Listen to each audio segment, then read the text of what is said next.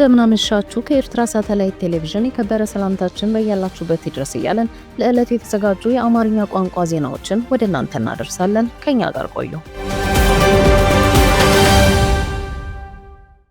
የኤፕስታይን ሰነድ ኢሳያስን በሀገር ክህደት ወንጀል የሚያስከስስ መሆኑ ተገለጸ።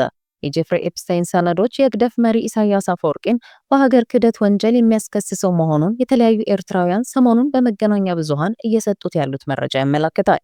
አምባገነኑ ኢሳያስ አፈወርቂ በ2018 ሐምሌ ወር በራሱ ፈቃድ ከዶክተር አብይ አህመድ ጋር በጅዳ ከተማ ያደረገው ስምምነት ለዓመታት ሚስጥር ሆኖ መቀጠሉ ይታወቃል። ቢሆንም በዚህ ቅርብ ቀናት የአሜሪካ ፍትህ ሚኒስቴር ጽሕፈት ቤት እያሰራጫቸው ያሉት የጄፍሪ ኤፕስታይን ሰነዶች የጅዳው ስምምነት ኤርትራና ኢትዮጵያ አንድ ላይ እንዲጣመሩ የሚያደርግ መሆኑን የሚያመላክት ነው።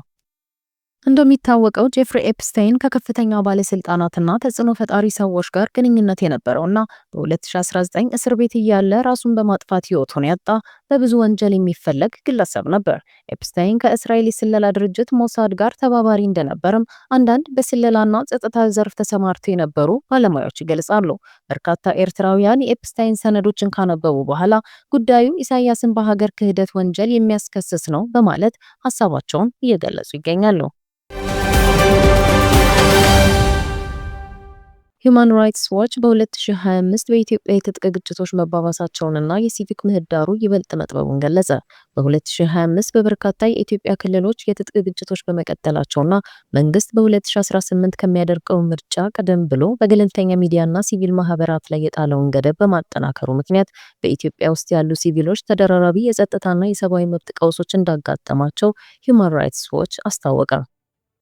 ዓለም አቀፉ የሰብአዊ መብት ተሟጋች ድርጅት ረቡዕ የካቲት 4 ቀን 2026 ባወጣው የ2026 የዓለም ዓመታዊ ሪፖርት በ2025 በአማራና በኦሮሚያ ክልሎች ግጭቶች መቀጠላቸውን፣ በትግራይም ከውስጣዊ ውጥረት ጋር ተያይዞ አለመረጋጋት መከሰቱን፣ በፌዴራል መንግስትና በኤርትራ መካከል ያለው ግንኙነት መሻከሩን፣ መንግስት ተቃዋሚዎች ላይ ሰፋ ያለ እርምጃ መውሰዱን፣ የፍትህ ጥረቶች መቆማቸውንና ኢኮኖሚያዊና ማህበራዊ ጫናዎች መባባሳቸውን ገልጿል። በአማራ ክልል በፌዴራል መንግስቱና በፋኖ ታጣቂዎች መካከል ያለው ውጊያ በ2025 ሙሉ በሙሉ መቀጠሉንና ሁሉም ወገኖች የጦር ወንጀልና ከባድ ሰብአዊ መብት ጥሰት መፈጸማቸውን ሁማን ራይትስ ዋች አመልክቷል።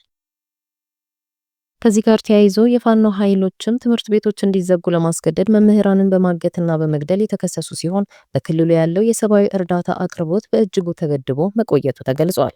በትግራይ ክልል ደግሞ የኤርትራ ወታደሮች የ2022ቱን የሰላም ስምምነት በመጣስ እስካሁን በያዟቸው አካባቢዎች የአስገድዶ መድፈርና ሌሎች የጾታዊ ጥቃቶችን መፈጸማቸውን ሁማን ራይትስ ዋች ገልጿል። ኢትዮ ቴሌኮም ከጅቡቲና ሱዳን የቴሌኮም ኩባንያዎች ጋር ድንበር ተሻጋሪ የፋይበር ኮሪደር ለመገንባት ስምምነት ተፈራረመ። ኢትዮ ቴሌኮም የጅቡቲ ቴሌኮም እና የሱዳኑ ሱዳቴል ግሩፕ ከፍተኛ መረጃ የማስተላለፍ አቅም ያለው ድንበር ተሻጋሪ የኦፕቲካል ፋይበር መረብ በሶስቱ ሀገራት መካከል ለመዘርጋት የሚያስችል ባለሶስት ወገን ስትራቴጂካዊ ስምምነት መፈራረማቸው ተገለጸ። በሆራይዘን ፋይበር ኢኒሺየቲቭ ስር በትናንትናው ዕለት የተፈረመው ይህ ስምምነት በጅቡቲ የሚገኙ ዓለም አቀፍ የባህር ውስጥ የኢንተርኔት ገመድ ማረፊያ ጣቢያዎችን በኢትዮጵያ በኩል አድርጎ እስከ ሱዳን የሚያገናኝ ጠንካራ የመሬት ላይ የፋይበር ኮሪደር ለመዘርጋት ያለመ መሆኑን ኢትዮ ቴሌኮም ገልጿል። ፕሮጀክቱ ምስራቅ አፍሪካን ከዓለም አቀፍ ዲጂታል መረቦች ጋር የሚያገናኝ አማራጭና ደህንነቱ የተጠበቀ ቀጠናዊ መገናኛ መስመር ይፈጥራል ተብሎ ይጠበቃልም ተብሏል። እንደ ቴሌኮሙ ገለጻ የአዲሱ የኦፕቲካል ፋይበር መሰረተ ልማት ለዳታ፣ ለክላውድ ኮምፒውቲንግ፣ ለሃይፐር ስኬል እና ለድንበር ተሻጋሪ ዲጂታል አገልግሎቶች እያደገ የመጣውን ፍላጎት ለማርካት የሚያስችል ሰፊ የባንድዊድዝ አቅም ከመፍጠሩም በላይ የመረብ ጥራትንና የአገልግሎት አስተማማኝነትን ያሻሽላል ተብሏል። በሌላ በኩል በኤርትራ ያለው የኢንተርኔት አገልግሎት እጅግ አነስተኛና ኋላ ቀር መሆኑ ይነገራል።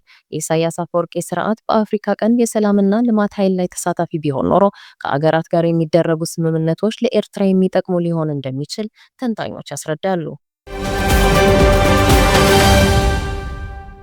አቶ ግርማ ዋቄ በኡጋንዳ ተሾሙ።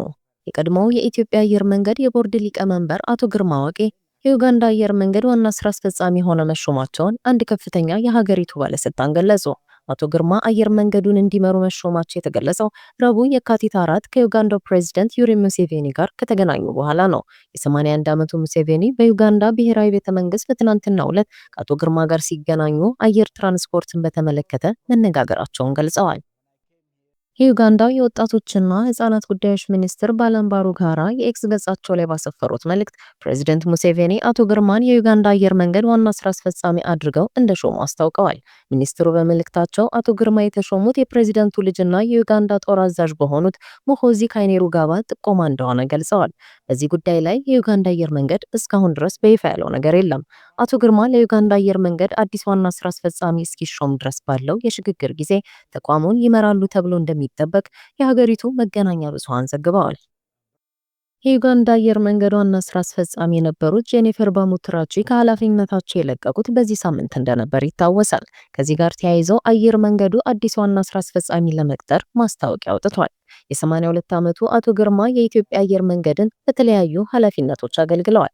ከመጋቢት 2014 እስከ ሰኔ 2015 የአየር መንገዱ ግሩፕ የቦርድ ሊቀመንበርም ነበሩ። አቶ ግርማም በቦርድ ሊቀመንበርነት የተኳቸው የኢትዮጵያ አየር ኃይል አዛዥ ሌተናንት ጀነራል ይልማ መርዳሳ መሆናቸውን መረጃዎች አመላክተዋል። በመጨረሻም ግብጽ በሱዳን የእርስ በርስ ጦርነት ውስጥ በድሮን ጥቃት በቀጥታ እየተሳተፈች መሆኑ ተገለጸ። ግብጽ በምዕራባዊ በረሃ በሚስጥር በገነባቸው ወታደራዊ የአውሮፕላን ማረፊያ አማካኝነት በሱዳን የእርስ በርስ ጦርነት ውስጥ በቀጥታ መሳተፍ መጀመሯን የኒውዮርክ ታይምስ የምርመራ ዘገባ ይፋ አደረገ። ዘገባው የሳተላይት ምስሎችን፣ የበረራ መረጃዎችንና ምዕራባውያን ዲፕሎማቶችን ዋቢ በማድረግ እንደገለጸው የግብጽ ጦር ባለፉት 6 ወራት በሱዳን የፈጥኖ ደራሽ ኃይሎች ላይ የድሮን ጥቃቶችን ሲሰነዝር መቆየቱን ያመለክታል። ጥቃቶቹ የሚነሱት በግብጽና ሱዳን ድንበር አቅራቢያ በሚገኘው ምስራቅ ኦዌናት የግብርና ፕሮጀክት ውስጥ ተሸሽጎ ከሚገኝ ወታደራዊ ጣቢያ ነው። ጣቢያው ሲታይ ሲቪል ቢመስልም የሳተላይት ምስሎች ግን ሁለተኛው የአውሮፕላን ማኮብኮቢያ 17 ያህል የአውሮፕላን ማቆሚያዎችና ዘመናዊ የሳተላይት መገናኛ ዘዴዎች መገንባታቸውን ያሳያሉ ተብሏል። እንደ ዘገባው መረጃ ከሆነ የድሮን ጥቃቶቹ በሱዳን ግዛት ውስጥ የሚገኙ የፈጥኖ ደራሽ ኃይሎች ይዞታዎችን ኢላማ ያደረጉ ሲሆን ይህም ቀደም ሲል በርካታ የውጭ ኃይሎችን በሳበው ግጭት ላይ አዲስ ገጽታ አክሎበታል።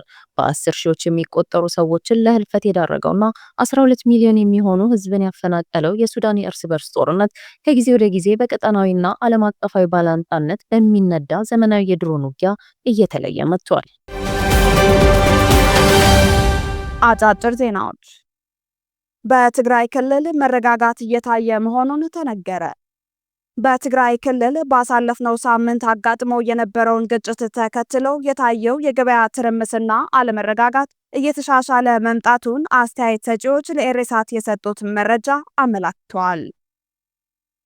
በኦሮሚያ ክልል በሚገኙ የተለያዩ የሰሜን ሸዋ ከተሞች የስልክና የኢንተርኔት አገልግሎት መቋረጡን ነዋሪዎችና የኢትዮ ቴሌኮም ኃላፊ ለመገናኛ አውታሮች ተናገሩ። የደቡብ ሱዳኑ ፕሬዝዳንት ሳልቫኪር በሚመጣው ታህሳስ ለሚደረገው ምርጫ ውይይት ለመምራት የሞተ ግለሰብ ከሸሙ በኋላ 2 ከፍተኛ ረዳቶቻቸውን ከስልጣን አባረሩ። ስቴዋርድ ሶሮባ ቡዲያ ባለፈው ሳምንት መገባደጃ በፕሬዝዳንቱ ትዕዛዝ ቢሾሙም የሀገር ውስጥ መገናኛ ብዙሃን ግን የተቃዋሚው ዩናይትድ ዲሞክራቲክ ፓርቲ ዩዲፒ አባል ከሞቱ 5 ዓመት እንደሆናቸው ዘግበዋል። ኢራን አዲስ የረጅም ርቀት ሚሳኤል ቴክኖሎጂን ይፋ አደረገች። ኢራን የቃሲም ባሲር ሚሳኤልን አስተዋውቃለች። ሚሳኤሉ የተራቀቁ የጨረር መከታተያ ዘዴዎችን በመጠቀም መርከቦችን ከረጅም ርቀት ላይ ማጥቃት ይችላልም ተብሏል። ባለስልጣናቱ ስርዓቱ በጂፒኤስ አሰሳ ላይ የተመሰረተ አይደለም ይላሉ። እንደነዚህ ያሉት እድገቶች ዓለም አቀፋዊ የመከላከያ ውይይቶችንና ክልላዊ የጸጥታ ለውጦችን በመቅረጽ ቀጥለዋል። የአሜሪካው ምክትል ፕሬዝዳንት ጄዲ ቫንስ ፕሬዝዳንት ትራምፕና የኢራኑ ጠቅላይ መሪ አያቶላህ አሊ ኻሜኒ በቀጥታ መነጋገር ካልቻሉ የሚደረገውን ውድድር ውስብስብና አስቸጋሪ ያደርገዋል አሉ። የፕሬዝዳንት ትራምፕ ምክትል ቫንስ ሲሬስ ኤክስኤም ከተባለው የአገራቸው ቴሌቪዥን ጣቢያ ጋር ባደረጉት ቃለ ምልልስ ላይ አገራቸው ከኢራን አንጻር ያላትን ፖሊሲ አንስተው ተናግረዋል። ከአንድ ዓመት ተኩል በፊት ፕሬዝዳንት ትራምፕ በአሜሪካዋ ግዛት ፍሎሪዳ የጎልፍ ሜዳ ላይ ሳሉ ተኩሶ ለመግደል ሙከራ ያደረገው ራያን ራውዝ የዕድሜ ልክ እስራት ተፈረደበት። የ59 ዓመቱ ራውዝ በወቅቱ ፕሬዝዳንታዊ እጩ የነበሩትን ትራምፕን በዌስት ፓልም ባህር ዳርቻ ዓለም አቀፍ የጎልፍ መጫወቻ ሜዳ ላይ ለመግደል በመሞከር ጥፋተኛ የተባለው ባለፈው ዓመት ነበር። አሜሪካና ኢራን ነገ አርብ በኦማን ንግግር ለመጀመር ከተሰማ በኋላ የነዳጅ ዋጋ በ2 በመቶ ቅናሽ አሳየ። የሁለቱ ሀገራት ዳግም ተገናኝተው ለመወያየት መስማማት አሜሪካን ኢራን ላይ ወታደራዊ እርምጃ ልትወስድ ትችላለች የሚለውን ስጋት አርግቦታል። የተወደዳችሁ የጣቢያችን ተከታታዮች ለዛሬ ያልናቸውን ዜናዎች በዚያው አበቃ። ስለ አብሮነታችሁ እንደ ሁሌው ምስጋናችን ይድረሳችሁ። ጤና ይስጥልን።